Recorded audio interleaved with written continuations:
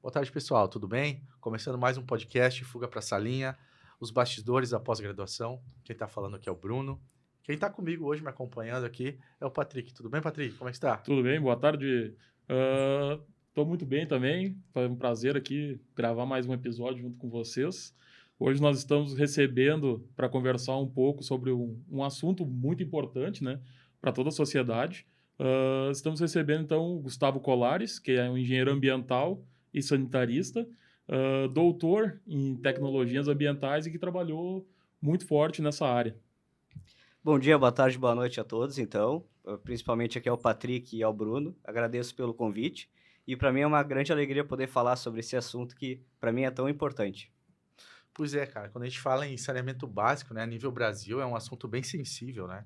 Eu vou trazer alguns dados aqui para a gente começar a discutir isso e algumas dúvidas que a gente tem, né, Patrick, aqui. Com certeza. Então, no Brasil, 35 milhões de pessoas não têm acesso a nenhum tipo de água tratada, cara.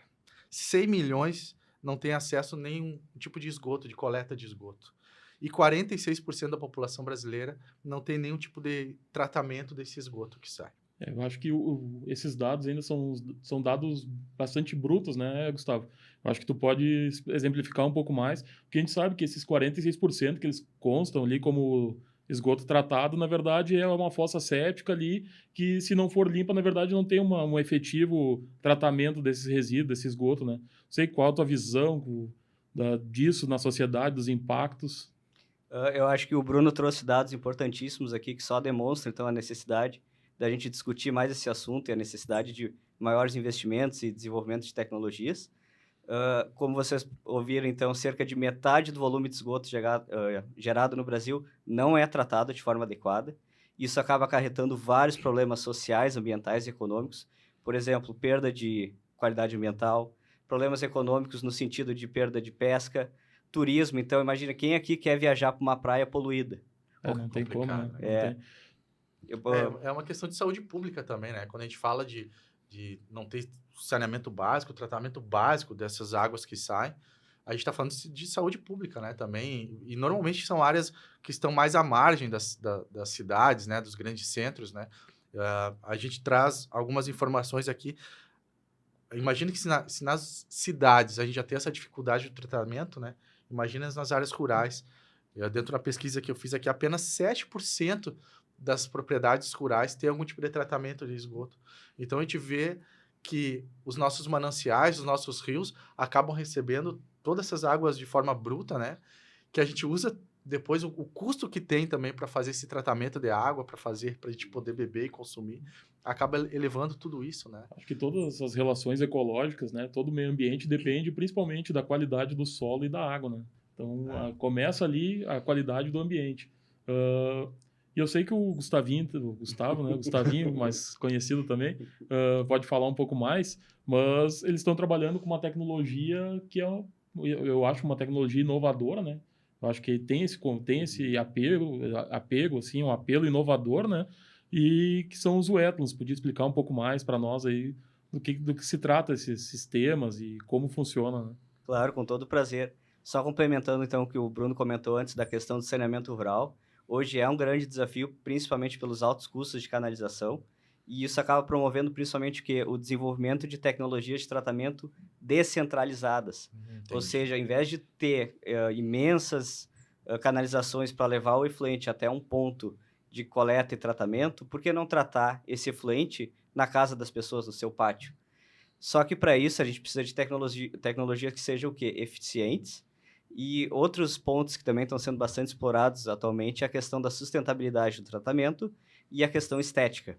Ah, claro. Ninguém quer Não, alguma coisa feia e cheirando mal, né? Sim, e outra, imagina, porque hoje a grande parte, quando a gente já viu das casas, não tem um tratamento de esgoto, né? Então hoje vamos ter que abrir ruas, vamos cortar, então seria muito mais fácil, como tu falou, fazer um tratamento descentralizado, né? Que sejam pequenas estações mais próximas, que não precise transportar, então, esses resíduos, né? Esse esgoto não tratado para uma distância tão grande, Claro. né? Isso, exatamente, Patrick. E tu comentou dos wetlands construídos, eu brinco que os wetlands são minha cachaça, né? É o vício. É o vício. Tive o prazer de conhecer eles no mestrado e dei continuidade aos estudos no doutorado. Para quem nunca ouviu falar, os wetlands também são conhecidos como jardins filtrantes. Perdão. Basicamente, eles utilizam plantas e brita e outros materiais filtrantes para o tratamento de esgoto. E uma das coisas que a gente busca é principalmente a utilização de plantas ornamentais. Não sei se vocês já ouviram falar, por exemplo, no copo de leite, Claro. na cana índica, no papiro. Então, a gente quer quebrar um pouco esse paradigma de que tratamento de esgoto, quando se fala em esgoto ou tratamento de esgoto, a primeira coisa que vem na cabeça é o que, geralmente? É o cheiro. É o cheiro. É o cheiro, é um problema, né? negócio cinza, Isso, feio. claro. Geralmente o esgoto está associado com animais indesejados, como ratos, como baratas, né? Então tem que... O trabalho de vocês, eu acho que um pouco é também quebrar esses estigmas, né? Exatamente, Patrick. Então a gente busca o quê? Desenvolver sistemas que sejam eficientes e ainda que sejam agradáveis esteticamente, né, em termos paisagísticos, que a pessoa olhe aquilo e veja assim, mas eu queria ter um sistema desse no meu jardim ou no meu bairro, e ainda promover sustentabilidade no sentido que de recuperação de recursos, por exemplo, a biomassa das plantas pode ser reaproveitada para compostagem ou para bioprodutos, e dependendo do grau de tratamento obtido, a água, inclusive, pode ser reaproveitada para fins menos nobres. A gente falou no início, antes ali, da questão da água potável, né? Claro. O Brasil, assim como outros países, tem enfrentado secas terríveis, né? Acho que todo mundo tem acompanhado. Acho que o exemplo é o Rio Grande do Sul, né? Nós estamos no 4º ano seguido de seca, né? Eu não sei, olhando dados históricos, acho que não... A primeira vez que um período tão longo de estiagem, de sequência, assim, de 1, 2, 3, 4 anos seguidos de estiagem, né? Isso seria uma alternativa. Tu acha que os wetlands seria uma alternativa para a gente contornar, de repente, um pouco dessa situação? Com certeza, Patrick. Claro, eu não recomendo a gente beber água Claro. após os wetlands. Sim. Mas para fins menos nobres, que nem a gente diz, por exemplo, reuso para irrigação agrícola, pode ser extremamente interessante, né? Só um dado, assim, uma ironia. O Brasil importa muito fertilizante de outros países. Enquanto isso, o esgoto que a gente descarta sem tratamento, que gera vários problemas na natureza, está rico, extremamente rico em nutrientes. Então, por que a gente não reaproveita esses nutrientes, por exemplo, para irrigação de plantas, jardins ou... Mas eu tenho uma dúvida, assim, eu acho que de repente o pessoal que vai estar escutando vai ter também.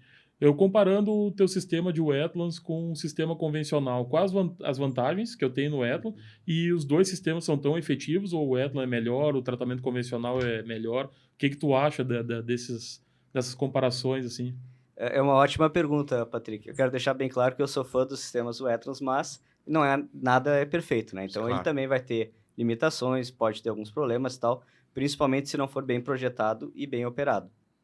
O sistema convencional, ele tem como principal vantagem, principalmente, o fato de ser robusto. Por exemplo, as famosas fossas sépticas, a gente pode deixar anos elas operando que, teoricamente, não vai ter grandes problemas. Claro que o ideal... Sendo bem dimensionada, não tem tanta manutenção nelas, né? Exatamente. O ideal é fazer a manutenção sistemática. Claro. Mas, assim, só as fossas sépticas e os filtros, via de regra, que é o sistema mais popular, né? Eles não conseguem remover nutrientes e patógenos do esgoto. Claro. Então, o ideal é o quê? É tu ter sistemas complementares, ou seja, o polimento do esgoto. Então, para deixar bem claro aqui, a gente tem pessoas que promovem e até defendem o uso dos jardins filtrantes para tratar esgoto bruto. O que é o esgoto bruto? É aquele esgoto que não tem nenhum tipo de tratamento.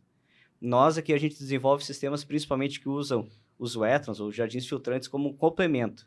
Ou seja, a gente tem um primeiro estágio de tratamento primário, que pode ser uma fossa séptica, seguido, então, por um wetland construído. Seriam complementares, então. Seria um misto entre um sistema convencional e um jardim filtrante. O jardim faria mais a parte final do tratamento do resíduos. Exatamente, Patrick. Seriam sistemas integrados ou sistemas complementares. E por isso que eu comentei na questão do reuso de água, porque já tem vários estudos publicados. Inclusive, a gente agora está desenvolvendo sistemas em escala real. A gente está construindo o primeiro sistema em escala real numa universidade próxima aqui da Unis, que é a Univates, que vai tratar o esgoto gerado por cerca de 100 pessoas. É bastante Perto de 100 pessoas. E a gente ainda está com uma parceria com o programa Mariana Labs, de Minas Gerais, onde a gente vai desenvolver um sistema para tratar o esgoto de uma casa na região rural. Que bacana, isso aí. Acho que junta um pouco com o que o Bruno falou antes, né? Dessa demanda que a gente tem no interior, né? Às vezes a gente não se dá conta porque no interior vai direto para o córrego ou tem um sumidor, né? Um buraco que é cavado e que esses que é destinado, então, esse material para lá, né? E a gente não se dá conta que acaba contaminando, né? Lençol freático, contamina os rios.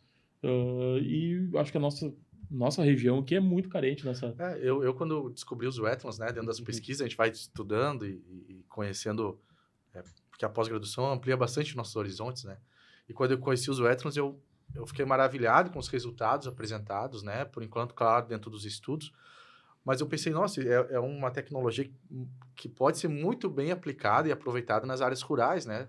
Primeiro que tu pode trabalhar ele por gravidade, chegar com eles até gravidade, não precisa de um bombeamento, porque em área rural normalmente tem bastante espaço, né?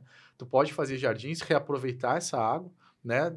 Nem que para própria aguar mais plantas, fazer a irrigação também de plantações, né? Então eu acho que é uma tecnologia que tem bastante futuro, né? E a minha pergunta é justamente disso, assim. Nós temos muitas dificuldades, e não é só o Brasil, a gente falando em América Latina, em países em desenvolvimento, o esgoto, o tratamento de esgoto é um calcanhar de Aquiles, né, do desenvolvimento. Inclusive, a ONU, um dos desenvolvimentos do milênio sustentável, é atingir uma porcentagem alta desses tratamentos de esgoto.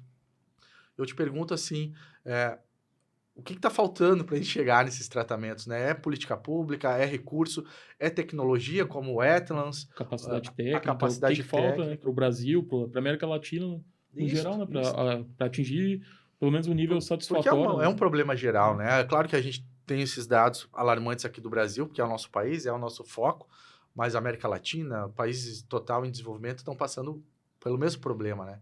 Então, eu acho que é uma discussão que a gente pode levantar aqui e ver o que a gente pode fazer para melhorar, né? Porque é o papel da universidade, dos pesquisadores, né, também, fazer isso. Com certeza, Bruno. Antes de responder a tua pergunta, tá? Só voltando que tu falou que os wetlands têm um potencial muito grande, né? Um futuro. Eu só queria deixar bem claro que é uma tecnologia já amplamente difundida, tá? Olha só. Na América do Norte, na Europa, a gente tem milhares de sistemas, inclusive já instalados há várias décadas. E aí eu levanto assim, uma reflexão para vocês, que é o seguinte.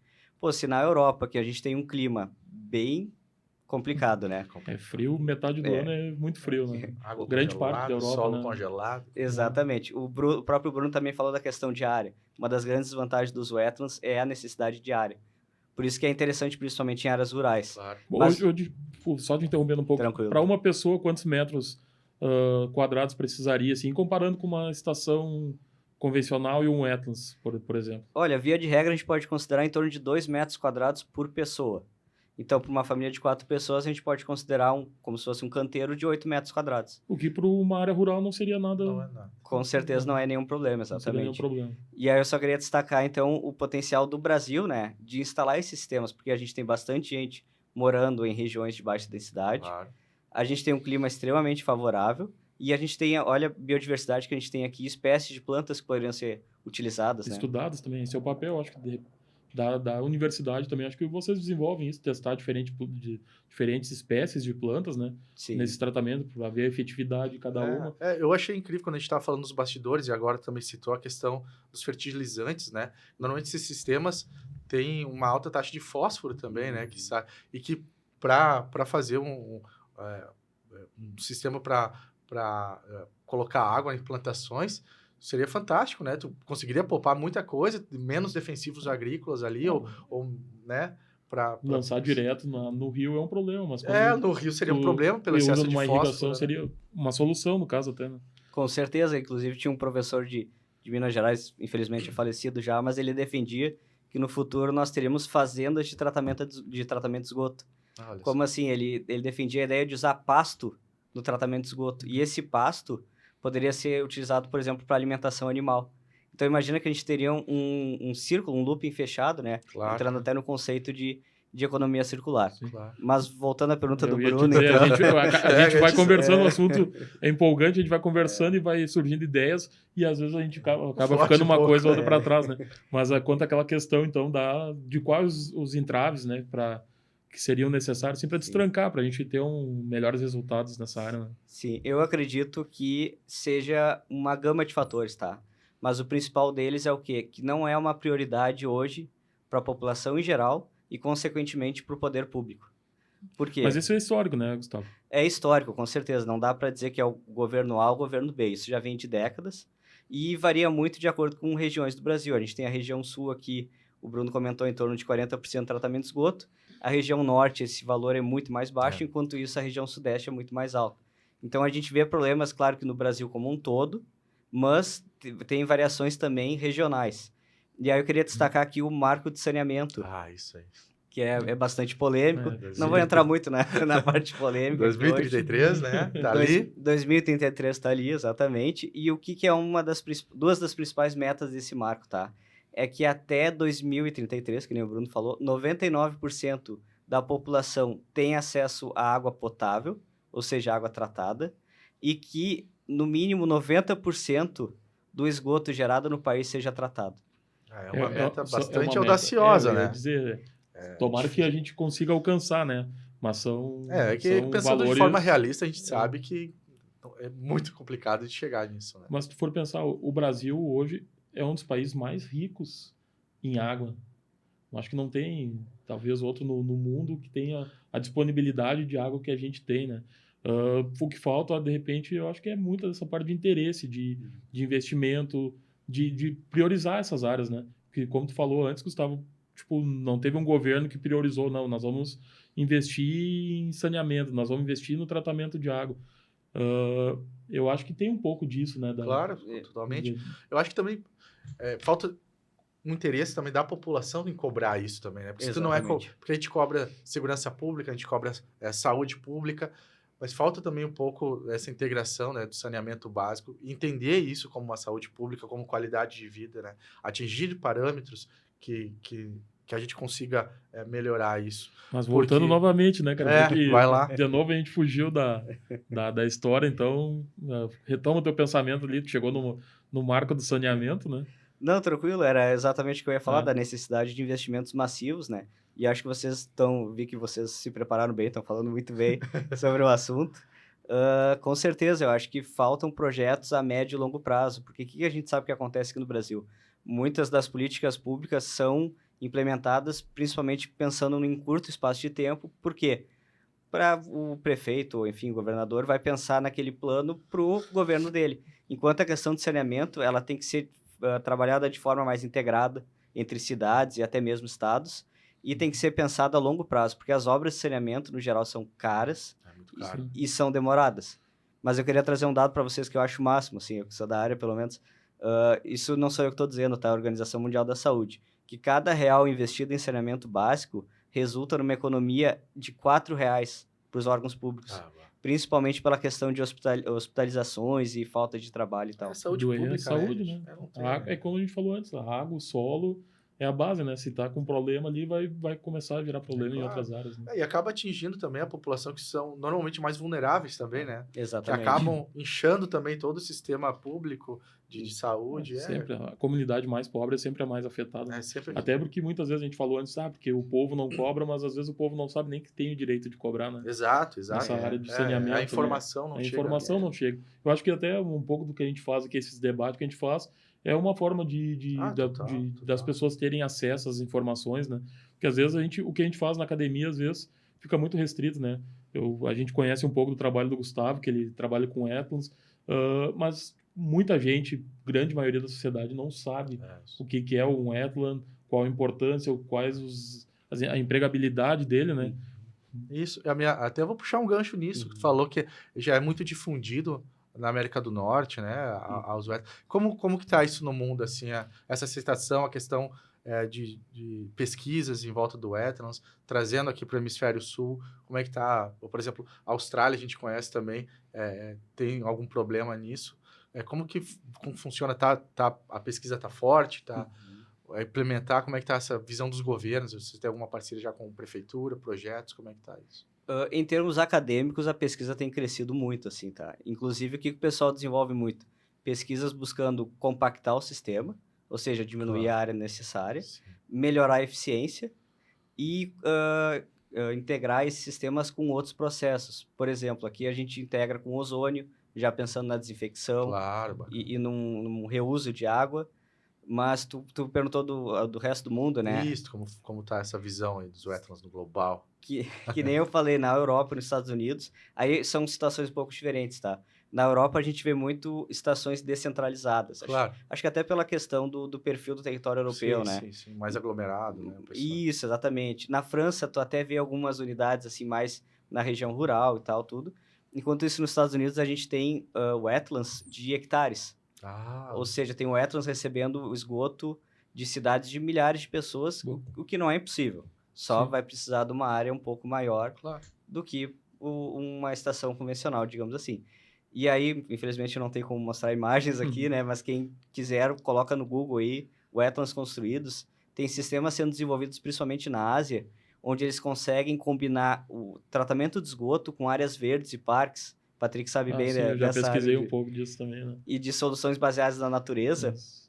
E eles conseguem desenvolver locais belíssimos, assim, com plantas, com árvores, enfim, que o pessoal olha e não acredita que aquilo é uma estação de Não, eu ia tratamento. perguntar, não tem cheiro. Uma área verde com multifunções, né? Não Exatamente. Ele não libera Uma- cheiro algum, ué. Se bem operado, não vai liberar Ele cheiro. fica bem dimensionado, então aquela filtragem acontece. Exatamente. É que tem vários tipos de wetlands, tá? Eu não vou, eu não vou Sim, entrar muito claro, nos sim, detalhes. Mas o mais usado no mundo todo é o de fluxo subsuperficial. Ou seja, o esgoto ele vai percolar por baixo da brita, digamos assim. Claro. Ou vai debaixo vai do material circular por filtrado. baixo da brita.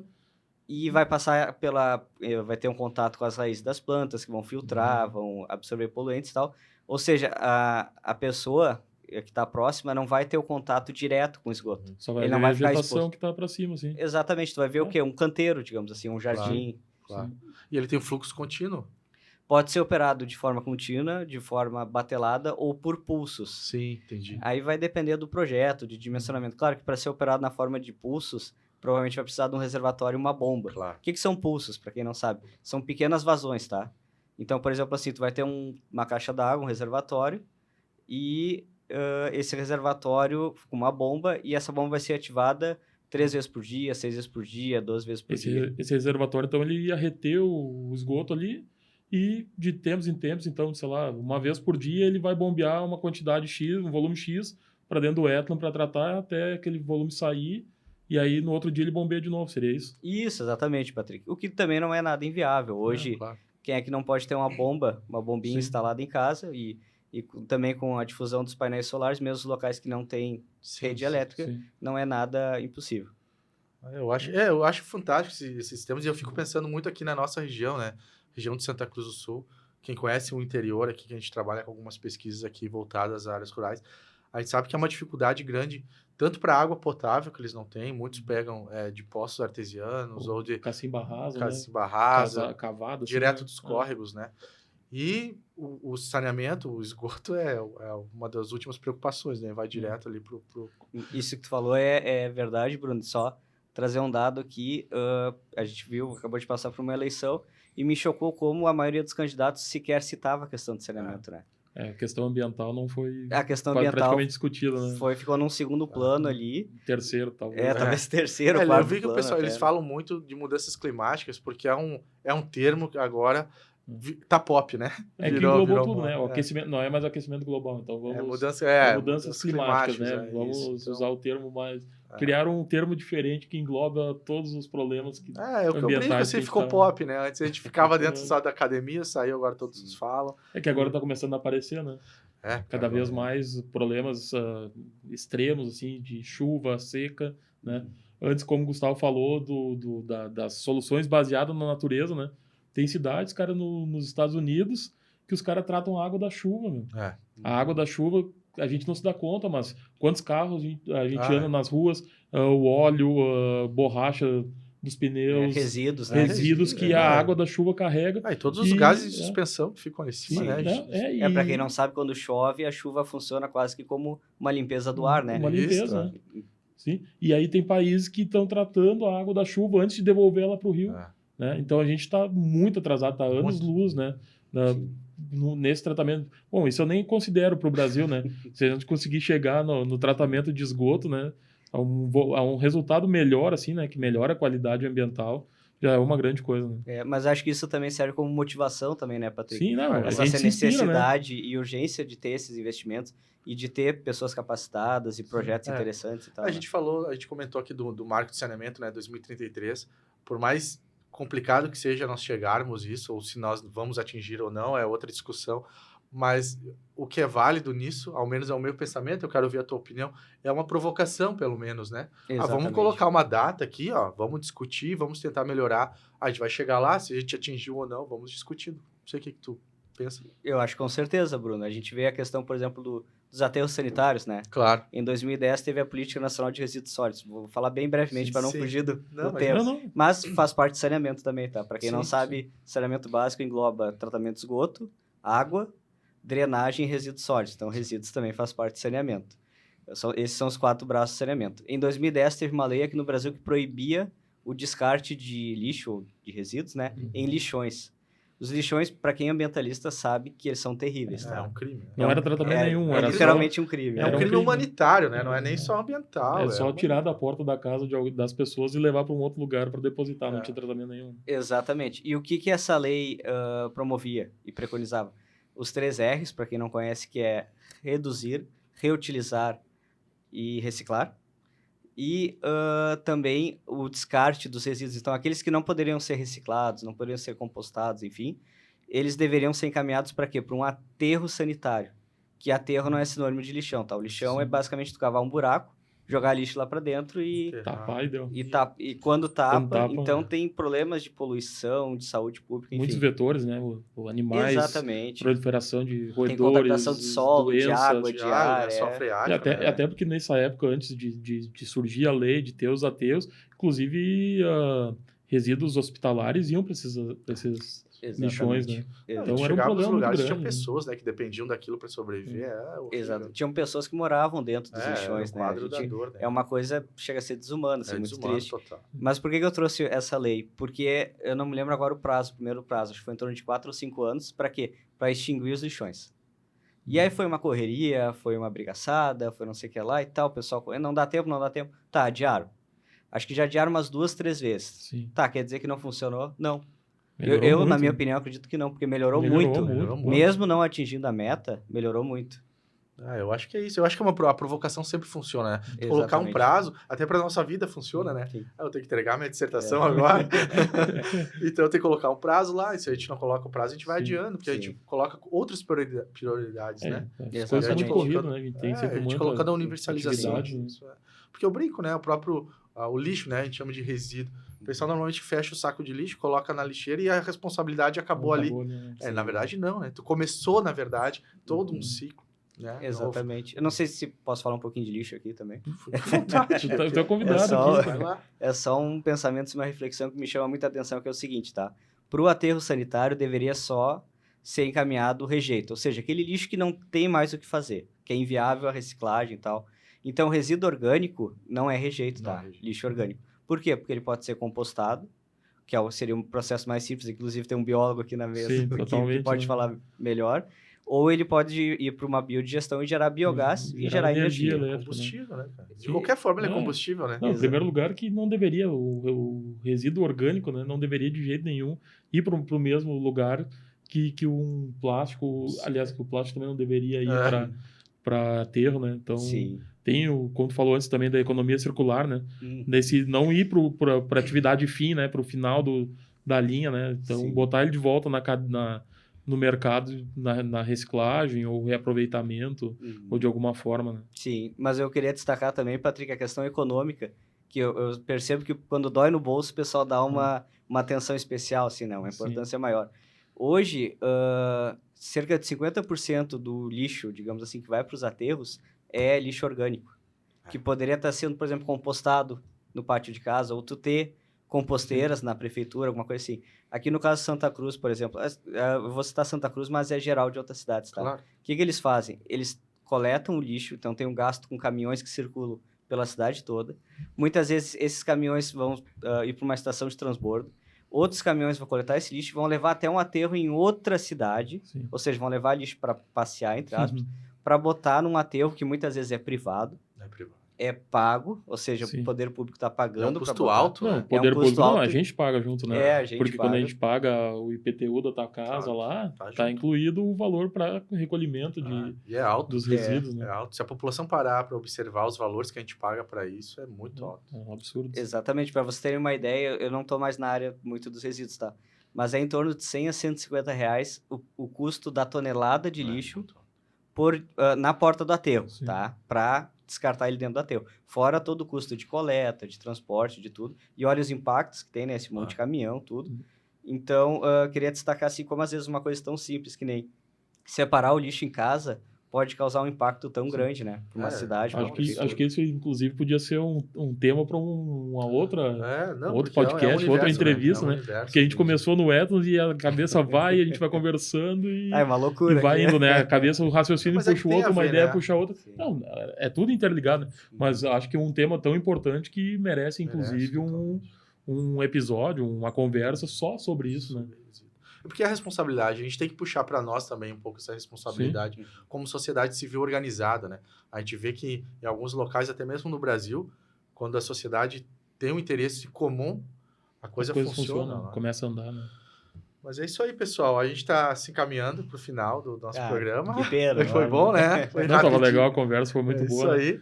Gustavo, quer se despedir do pessoal, dar teus recados finais? Fazer um agradecimento aí à tua equipe, né? Porque a gente sabe que ninguém trabalha sozinho, né? Sempre tem uma equipe conjunto, né? Com certeza. Né? Pode nomear aí o pessoal, fica à vontade. Queria agradecer o convite, principalmente vocês, tá? Agradecer o meu grupo de pesquisa, que meu orientador, o professor N. Machado, que me apresentou os Wetlands. Agora a equipe que a gente tem trabalhado mais junto, que é o Carlos Uterbeck, o professor Odorico, lá da Univates, que a gente está desenvolvendo alguns projetos juntos, bem interessantes. Forte, né? Queria dar os parabéns aqui para o Bruno, para o Patrick, para a Valéria. A Valéria hoje não pôde participar, infelizmente, ela está em Portugal e aí teve uns contratempos lá e não pôde participar nem online, né? Hoje não deu. Mas na próxima ela vai estar junto. Mas eu acho importantíssimo assim, o que vocês têm feito, porque vocês estão conseguindo quebrar pelo menos um pouco a barreira entre universidade e população.